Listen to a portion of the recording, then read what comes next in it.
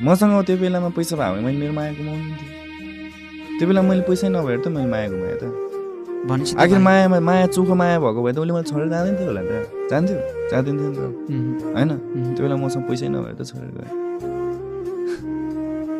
पैसाको भ्यालु ठाउँ ठाउँमै छ। मान्छेले भन्छन् ए माया ठुलो ब्रेकअप चाहिँ त्यो सब त झैझगडा भएर अब शङ्कामा भएको होइन। जस्ट तिम्रो ड्याडीको डेथ भइसके पछाडि त्यसको केही पिरियड पछाडि चाहिँ तिम्रो दुईजनाको रिलेसन चाहिँ ब्रेक भयो। त्यसपछि म 2 वर्ष भएको थियो मेरो ब्रेकअप भएको। 2 वर्ष भएपछि म बल्ल दबोसमा छिरेँ।